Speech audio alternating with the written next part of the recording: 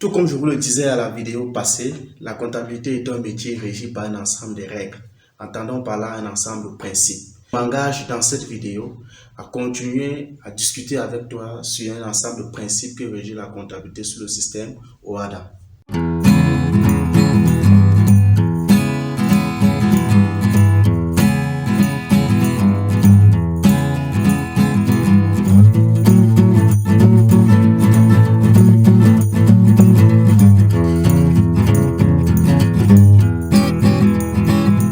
Continuer notre analyse en ce jour avec le principe d'unicité du bilan. Ce principe exige qu'une entreprise ne doit produire qu'une seule DSF. Pour tous les utilisateurs de l'information comptable, entendez ici par DSF, déclaration statistique et fiscale. C'est le document exigé par l'administration fiscale en fin d'exercice pour toute entreprise soumise au système OHADA. Nous allons ensuite aborder le principe de nominalisation monétaire.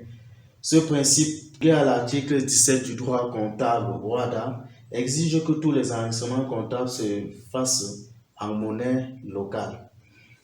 Ensuite, nous allons parler du principe de conservation de la valeur historique. Il interdit aux entreprises de modifier toute valeur inscrite dans le bilan.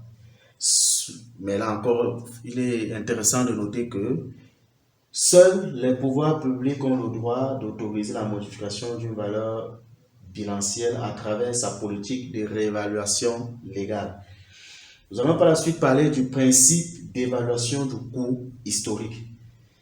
Ce principe signifie qu'une entreprise ne peut loger un bien dans son patrimoine qu'au prix qui figure sur la facture initiale. Ensuite, nous allons aborder le principe de réalisation. Ce principe intègre la comptabilisation des promesses, notamment en comptabilité. On ne doit en principe pas comptabiliser des promesses. On doit comptabiliser les faits sur la base des éléments factuels.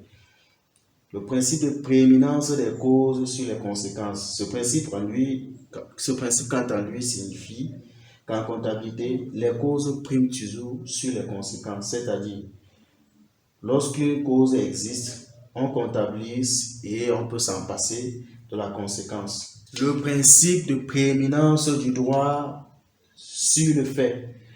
On pourrait pour ainsi dire le principe de prééminence de la propriété sur le fait.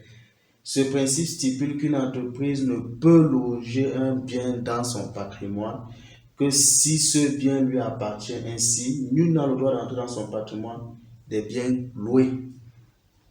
Le principe de prudence. Ce principe signifie que lorsqu'un comptable est confronté à deux situations quelconques, il doit retenir la situation la plus malheureuse probable. En fait, c'est ce principe qui nous exige la passation des provisions en fin d'exercice. Nous allons ensuite parler du critère dissymétrie d'évaluation. Ce principe signifie qu'une entreprise ne peut loger un bien dans le patrimoine que si ce dernier a fait l'objet d'une véritable évaluation. Ensuite, nous parlerons du principe d'indépendance des exercices. Ce principe exige qu'on divise la vie d'une entreprise en période égale de 12 mois. Et qui plus est, chaque exercice doit supporter ses propres charges et bénéficier de ses propres produits. Mais en général, sur le plan pratique, on peut aller jusqu'à 18 mois. On segmente l'activité d'une entreprise entre 6 et 18 mois. Nous allons par la suite parler du principe d'identité d'une situation à la fin d'un exercice et au début de l'exercice, encore appelé principe d'intangibilité du bilan. Ce principe signifie qu'un bilan de clôture correspond à un bilan d'ouverture. C'est ce principe qui nous exige la clôture de l'exercice en fin d'année pour régénérer la nouvelle exercice en début d'année. Notamment pour ceux qui connaissent le logiciel Sage Sari, c'est ainsi que ça se passe de ce côté-là. Nous allons par la suite aborder le principe de prééminence des méthodes. Ce principe interdit à une entreprise de modifier de méthode d'une période à une autre. Méthode d'évaluation des stocks, entendant par la FIFO, ou moyen unitaire pondéré, LIFO. Méthode d'amortissement linéaire, dégressif. Nous allons par la suite parler du principe de prééminence des conditions d'exploitation. Ce principe interdit à une entreprise de modifier son chemin de production, par exemple son nombre d'ateliers. Ce principe interdit donc à une entreprise de modifier sans prévenir l'administration fiscale, par exemple son nom d'atelier pour le cas d'une entreprise industrielle. C'est intéressant de noter que pour les autres principes qu'ils doivent suivre, ce sont des principes donc le système OHADA a un tout petit peu prêté aux normalisateurs anglo-saxons. Donc, comme principe prêté au système anglo-saxon, nous allons parler du principe de l'image fidèle, encore appelé the principle true and fair view. Il s'agit d'une amplification d'un principe de régularité et de sincérité. L'OHADA a adopté ce principe en prélude à la bourse. Ensuite, nous allons parler du principe de bonne information. Ce principe exige que les entreprises ont l'obligation de communiquer toutes les informations utiles à la compréhension de leur activité. C'est ce principe qui justifie la présentation d'un annexe aux états financiers. Donc, la présentation des annexes dans les états financiers, notamment les déclarations statistiques et fiscales, est régie par ce principe. Nous allons parler du principe d'importance relative ou significative. Ce principe signifie qu'une entreprise ne peut assimiler une dépense à un bien que si la valeur est significative. Ce principe laisse la latitude à chaque pays de fixer son seuil significatif.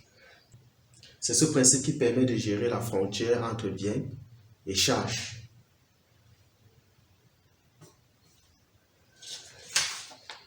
Et enfin, nous allons parler du principe de prééminence de la réalité sur le droit ou sur l'apparence. C'est ce principe qui, dans le système anglo-saxon, stipule qu'une entreprise a le droit de compter dans son patrimoine un bien qui ne lui appartient pas.